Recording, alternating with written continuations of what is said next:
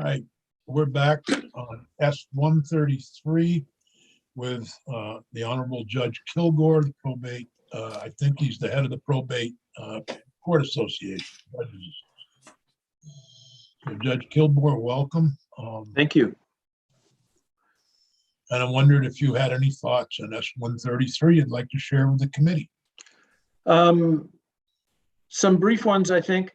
First, I'm not the head of the Probate Judges Association. I've been tasked by them to appear today. I am, however, the chairman of the Probate Rules Committee.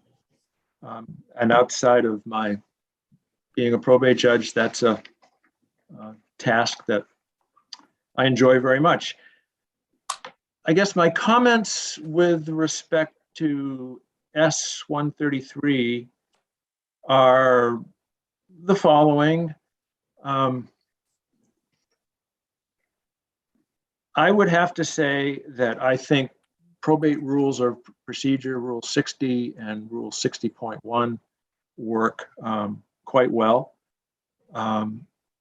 They are designed to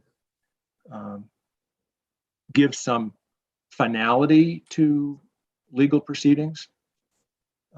There are certainly circumstances that arise where things come up after a matter has been disposed of that require reconsideration, and those are covered, I think, pretty thoroughly and pretty well in Rule 60. Rule 60.1 enables the court to reopen closed matters, and they are, in addition to the items that are mentioned in Rule 60, normally utilized and often utilized when an estate is closed and all of a sudden executors find that there are, or administrators find that there are different assets. Those work well in that situation. I think the difficulty that I have with the proposed legislation is the probate court is a court of limited jurisdiction. And by that, I mean, we have a specialized function, if you will. We have certain matters that we deal with respect to estates, guardianships, trusts, name changes, certain other things. And the things that we can do in those areas are somewhat limited, but they relate primarily to the parties directly involved. And that's what I mean by a court of limited jurisdiction. We have the civil division, which is a court of general jurisdiction, and the civil division hears things that the probate court can't. It hears things that the family court can't. It hears things that the environmental court can't. And there are certainly matters that may affect certain parties to probate proceedings that the probate court doesn't hear. And I think the best example would be a wrongful death case. The probate court does not hear wrongful death cases. What the probate court does is, once a settlement or a judgment has been obtained in a wrongful death case, is the matter gets referred back to the probate court, and the court then authorizes the disbursement of those funds as set forth by the civil division. But we don't engage in that litigation. And I think that's in keeping with the court's limited jurisdiction. And the rules that we have in the probate division, I think, reflect in part the fact that a probate court is a court of limited jurisdiction.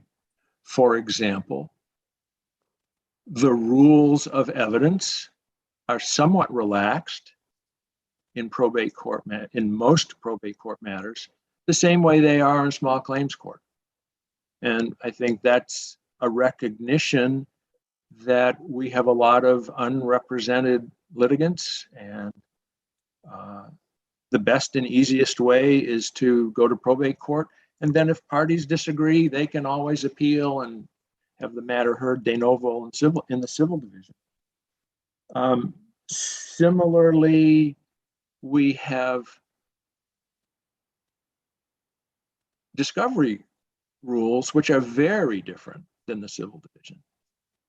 In the probate court, the discovery rules are you can't do discovery in the probate court without prior court approval, whereas discovery in the civil division is a matter of right. You're in civil division and you can file in interrogatories, you can request depositions, etc. All that requires probate court approval. And I think, again, the reason is in keeping with why the probate court was set up. It was set up to be I hesitate to say easy, but to be a less restrictive court than other courts, because it has this specific function to help people with their property after their lives have ended. And so, turning back to the proposed section 3082, I'm just wondering, I wonder out loud, the language of that first sentence. Notwithstanding any other provision of law or rule, the probate division may reopen any guardianship proceeding or any guardianship order issued under this chapter to correct or remedy a manifest injustice. And I wonder what remedy means. That does not seem to be defined. And depending upon the remedy that is sought, let's say money damages, that historically is not a part of our jurisdiction. And I think that was noted in a footnote in the case that I believe was submitted to you earlier this week. The Supreme Court decision dated in January of 2021. There was a footnote on the next to the last page in which it mentioned that the guardian said he wasn't seeking monetary relief. He was seeking declaratory relief only. And those are two items that historically, and I think without more, the probate court does not have jurisdiction over. So I guess that's my comment with respect to the proposed bill. Thank you, Judge. I guess my sympathy with the presenter of the bill really is that he seeks to make a change based upon a change in legislation. And, that maybe if you took out the word remedy and to correct the manifest injustice, maybe it makes it clearer. But the law changed when he had the involuntary guardianship over his daughter, and he seeks to just have a voluntary guardianship. And that's what he's seeking. So, and recognize there was an injustice done. That's his view. Mm-hmm. That's what brought us to this. And is your problem more with the remedy than with the correcting a manifest injustice? Well,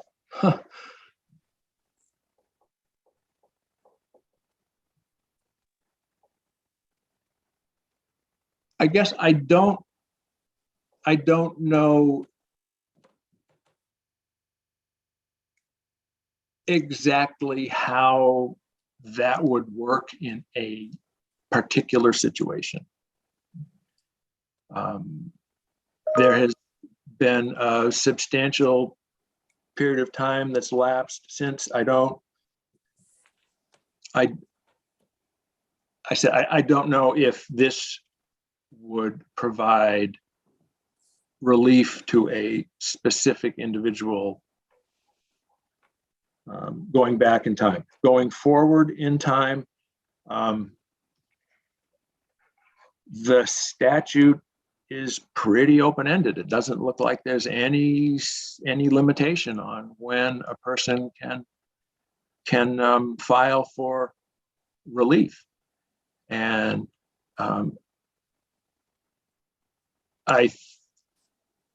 perhaps the general statute of limitations might apply. I don't know. I haven't investigated that, but I guess I'm a participant in this particular system that has the rules that it has, and I think those rules work very well for the most part. And I'm sure that there are a lot of people, when judges rule against them, that feel very strongly that they were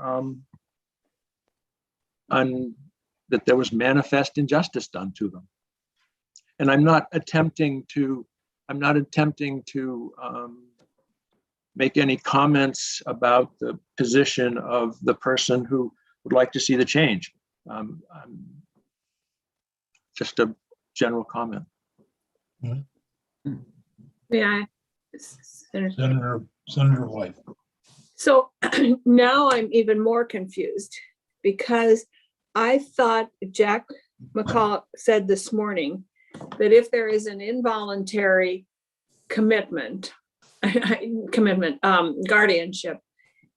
and the person for some reason, the guardian for some reason decides that it no longer needs to be an involuntary guardianship, that person can ask to be relieved of that involuntary guardianship, and the person who's under the guardianship can request to have a voluntary guardian if they so choose. So I'm really confused now about why that wouldn't just happen here. And maybe I misunderstood Jack, but I thought he said that at any time the guardian in an involuntary guardianship case could ask to be relieved of that. I think that's true. A guardianship, once it's created, is open, and every year the guardian and the person under guardianship by statute are supposed to receive a notice that they can petition to have a guardianship terminated. They can, if they want to. Mm-hmm. So then I'm really confused about this bill and this case then. Unless I completely misunderstood why he couldn't appeal to have the guardianship dropped. Well, I guess let's be Eric, do you want to comment? picky with our language. It's not appeal, it's petitioning to have Okay. the guardianship terminated. Yeah. Okay. And that's certainly available in any guardianship for the duration of the guardianship.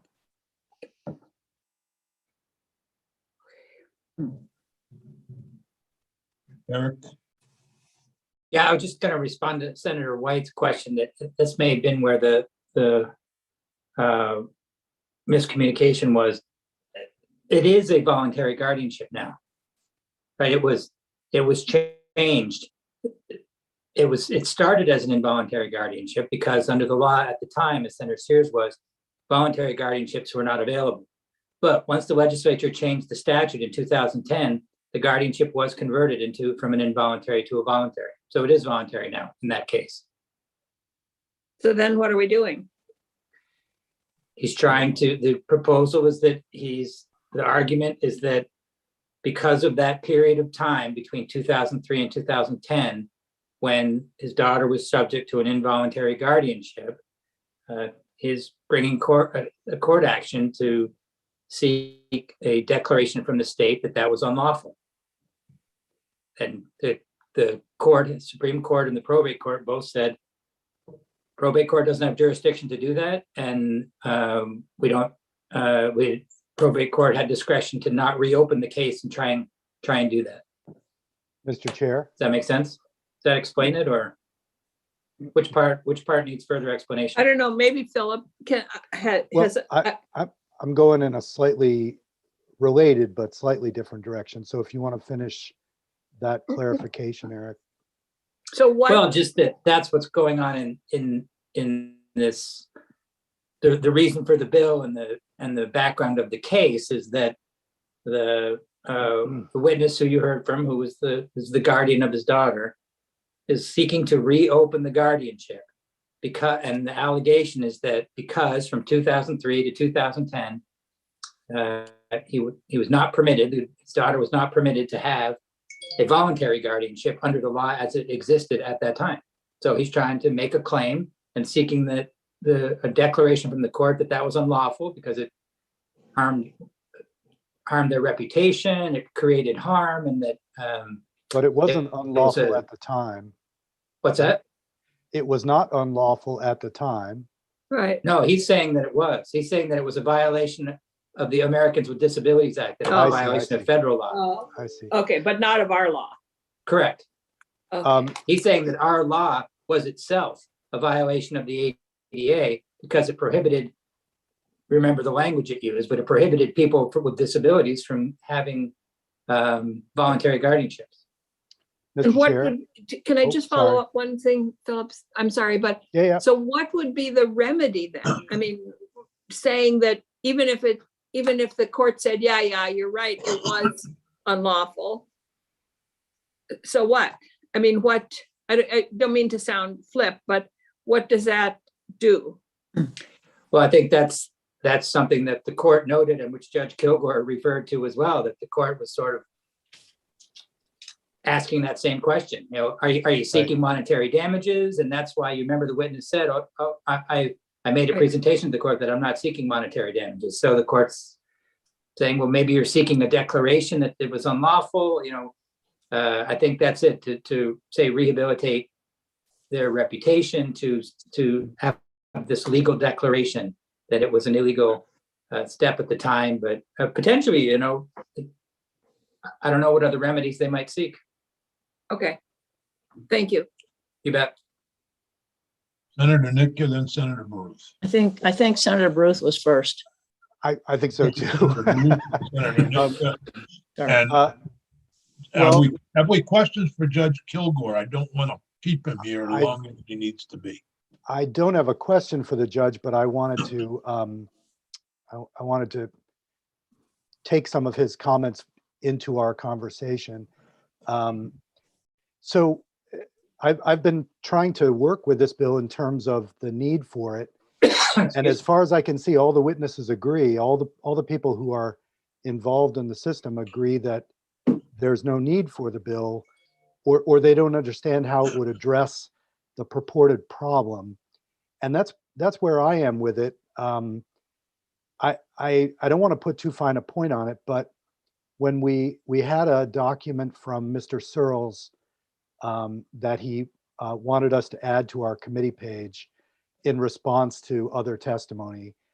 And in it, he said, because my question about this bill was, it simply gives discretion again to the court. If the court, for a second or third time, doesn't opt to go with what Mr. Searles is seeking, I asked, well, what then? And in that document, he says that then he would either go into the civil division or he would come back to us seeking another change in statute to allow him to win the case. And I think if somebody's talking about coming twice to the legislature in order to win a case, and the people that we're talking to, the judges and practitioners involved, don't see the need for it, I wind up feeling that this is going forward mostly at the behest of a person who wishes that they had gotten a decision that they didn't get.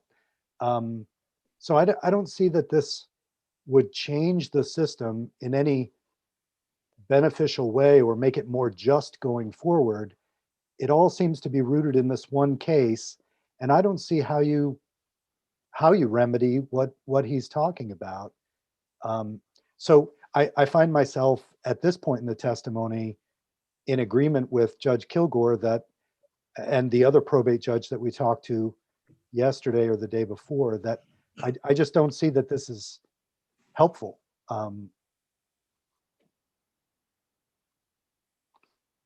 Senator Nitka.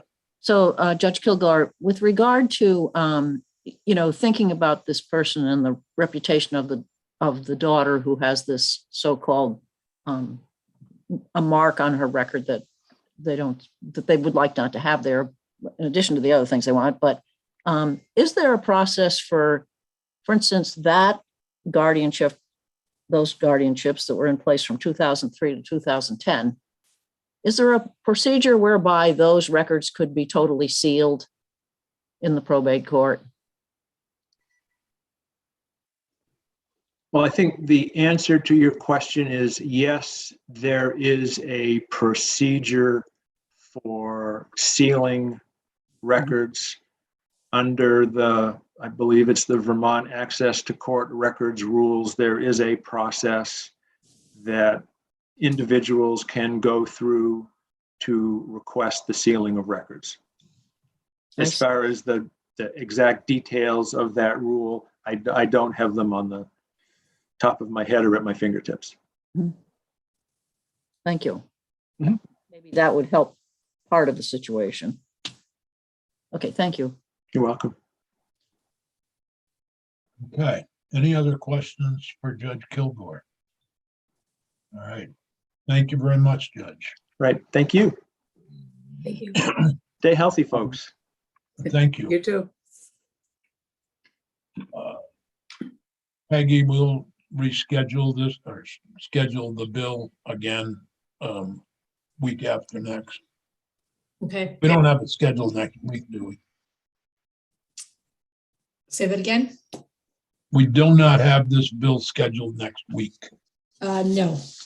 Okay, we will take up markup and discussion of S 133 a week from Tuesday.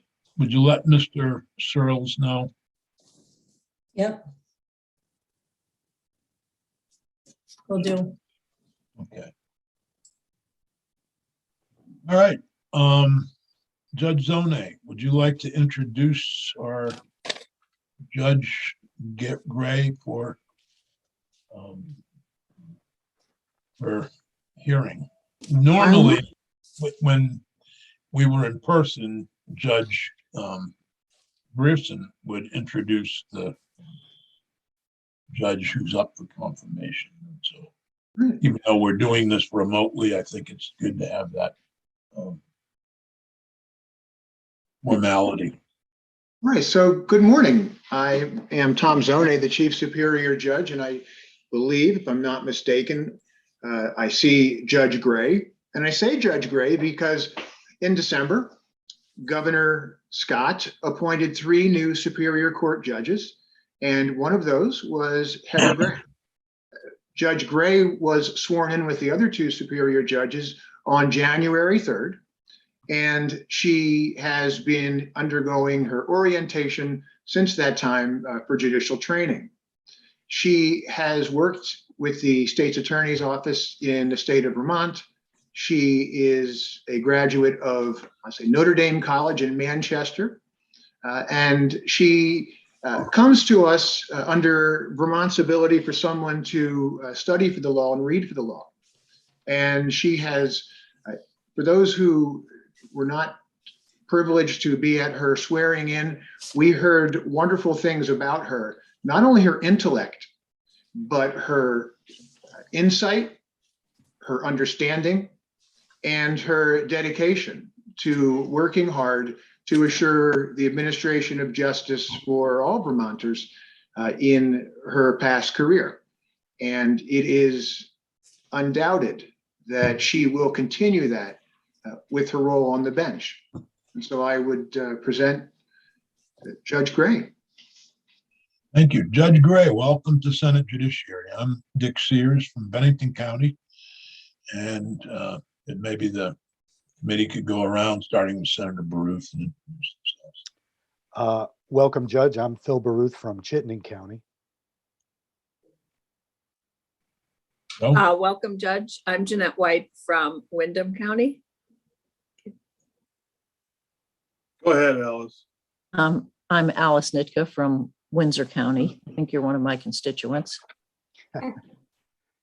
Judge Gray, I'm Joe Benning from Caledonia County, and we'll see you in court, as they say.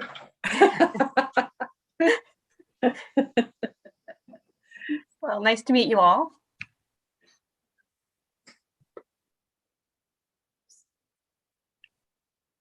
okay, Judge Gray, could you tell us a little bit about yourself and why you'd want to be a judge? Sure. Well, I thank Judge Zoney for his kind words, and a little bit more about my background. I grew up in Vermont. I grew up in Chittenden County, Senator Bruce. So I was at one point constituent up there. I moved to Windsor County about 4 years ago now.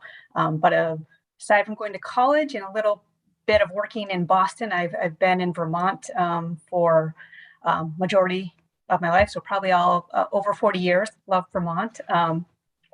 Great place to grow up, great place to live. And as Judge Zoney had said, I clerked for the law. I had a bachelor's degree from Notre Dame College in Manchester, New Hampshire. And then I worked as a paralegal for a couple of years, a little over a year in Boston and a little bit in Burlington before I decided to go the clerkship route, which has been of huge benefit to me. One of the main reasons I was very lucky to have a very skilled attorney to learn from, and many others throughout my career. So that's been of great assistance to me.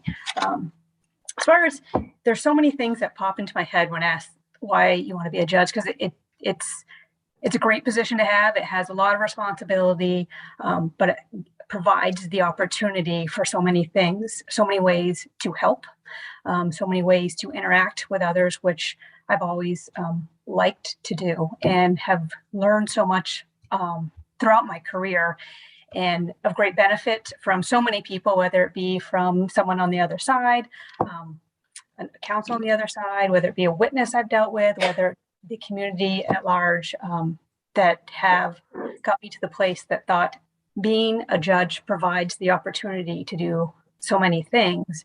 When people go to court, they are going there to seek your assistance. And even if they're not the ones who went to court, meaning if they're not the plaintiff who filed the claim, or if they're their defendant on the other side, they're still there looking for someone's assistance, looking to be heard, looking for this third party to help them. And saying that, it's a scary place to be.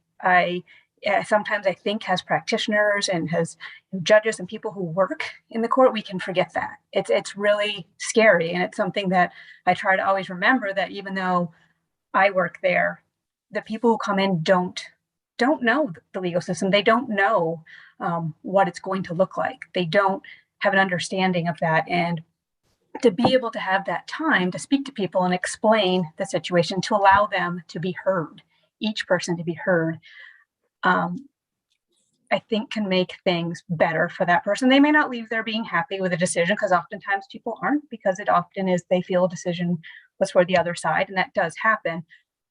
But if they feel that it's not as scary and they can bring their disputes or problems there and feel like it's a place that they can be heard and that people are approachable and they can ask questions, I feel like that has a effect that can be carried forward in the community, can be carried forward in the judiciary, and just have an impact on so many, and want to be able to do that and sort of demystify that court process for people. And if you can, and I'm not sure that you can, I think there's a lot of anxiety and stress when people come to court, whether it be a witness, a victim, a litigant, parents. There's a lot that's going on into their life. It's, whatever it is very significant to them and in their life. And I think having the ability to calmly work with people and explain things to them. And again, I can't say enough, the ability to feel that they've been heard, because one thing that I've routinely heard from people, they don't feel enough that they're truly heard, that someone's listened and has the ability to see someone else's side, to see all perspectives. And I believe I can do that. I believe that can be an asset to the community, and also the ability to work with many different groups, agencies, to further the judiciary so that it is the best it can be for our communities. Thank you. And it's been I mean, I can't imagine being a new judge in these difficult times with COVID and restrictions. You're still going to different courts and part of the training. You haven't actually been on the bench yet. Correct. So in terms of what you've seen so far, how do we move forward out of this in terms of your role, where you might be and how are you? I mean, I can't think of any more difficult time to start a new job. You mean with everything as far as the pandemic, the backlog that we're Yeah. seeing? Yeah.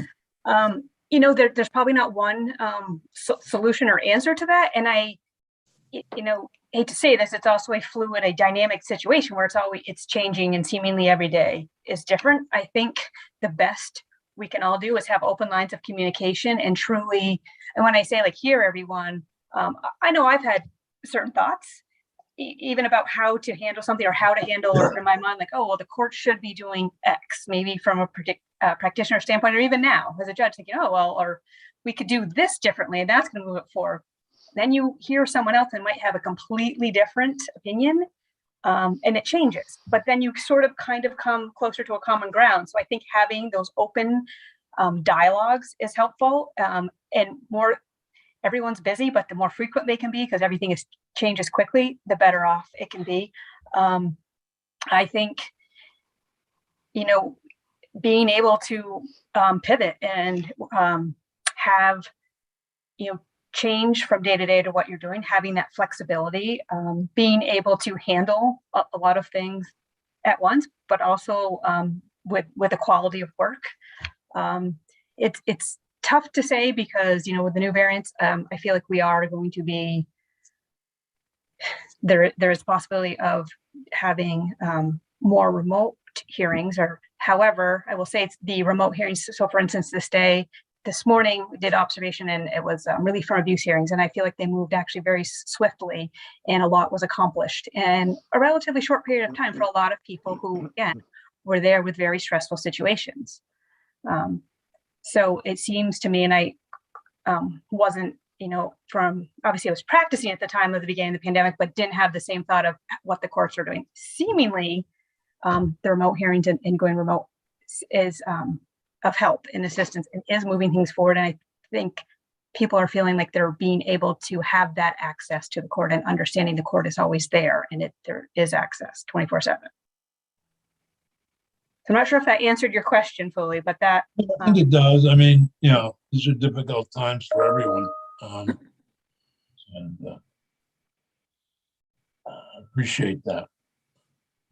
Other questions for Judge Gray? Senator Benning. Judge, I'm sorry I kind of left you hanging there when I said see you in court. I'm not sure that we have ever met before, but I am a trial attorney by trade, and I've been doing that for almost 40 years now. I'm curious, where are you presiding now, and are you due to change in the near future? My first, I will be presiding in Windsor Family Court, Okay, thanks. Welcome. I have a question, Senator Sears. Yes, Senator Nicky. Wondering, have you I guess you must have, in your past positions, been dealing with the Odyssey system? And, you know, we hear so many things about it that are not good, but also we've heard from judges that it's a very difficult system for them to work in as well, and takes a lot of time. And so will it be different, the how you will be operating in it from how you've been using it in the past when you're doing the job as a judge? Maybe slide right into it. Yes, it's interesting because we've had 3 training sessions, due to have a 4th training session on it. And when I first saw the Odyssey training and I used it as a practitioner, I had no idea how the court was using it because had no need to, and it's completely different. The training's been great. The interesting thing, or the thought that I have as a new judge, I think there's 2 schools of thought on this, but my thought is I didn't know what it was like beforehand. So I can't say that it's harder or taking more time. I have heard that, but there are a lot of things that I think are beneficial of it. But with anything, there's going to be things that you don't love that aren't great. But so far, I've been playing around with it and training on it, but I don't have a full grasp of it. And I don't suspect I will until I start to take the bench. And at that point, like everything, I'm going to be continuing to learn. There'll be things on it that will be new to me down the road, I imagine as well. Thank you. Other questions for Judge Gray? I have a question. When you were the Franklin County Deputy State's Attorney, excuse me, you were basically did a lot of work in the family court or regarding Chin's cases and delinquency cases?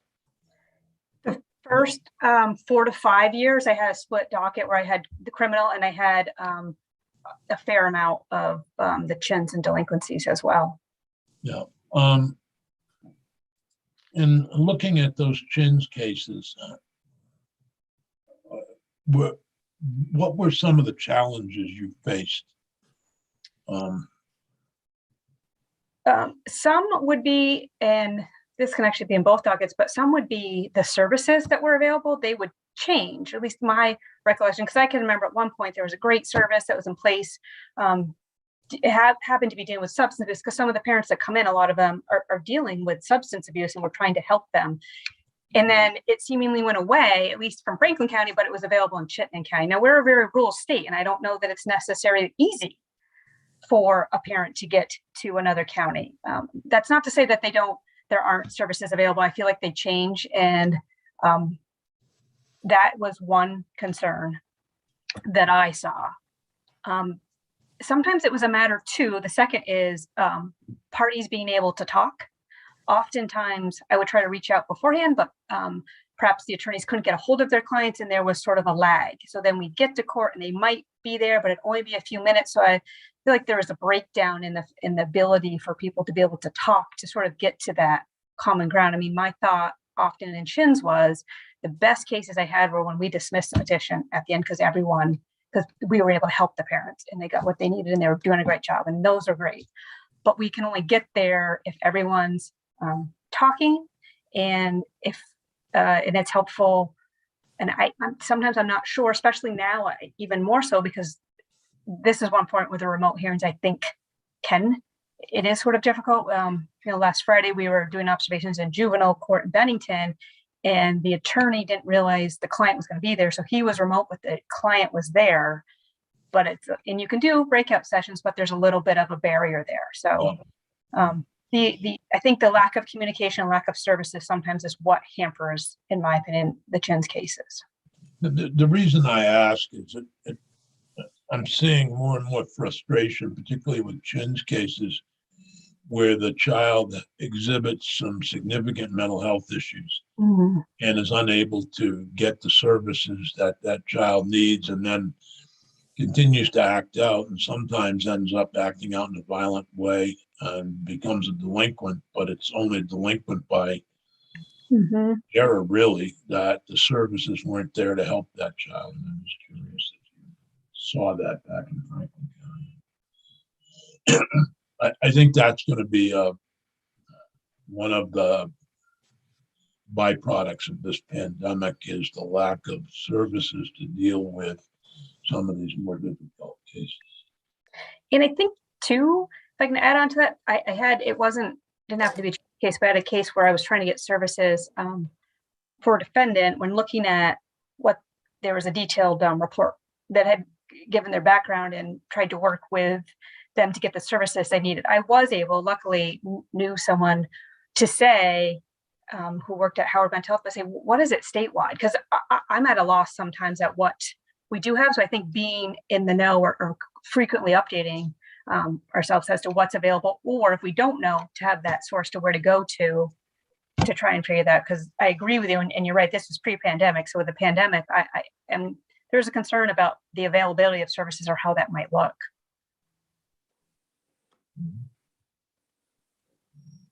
Okay. I don't have any other questions, Judge. And anybody else with any questions? No? Thank you. Well, Thank you. We will hold a vote in a couple of weeks after we've seen all all of, I think there's 4 judges total. Is that correct, Judge Zone? Yes, that is correct. The 3 new ones plus Judge Kalpas. Our general policy has been to wait until we hear from all 4 judges and then vote on all 4 and send recommendations to the floor. But we won't forget you, and we won't leave you hanging until April 30th, our scheduled adjournment date or whatever. Like we did one year and forgot somebody. Thank you. Thank you. Thank you. Thanks Thank you. much. Thank you very much. Nice to meet you. Thank you. Have a Nice to nice meet you day. all. Nice to meet you too, Judge. Peggy, I think we're ready.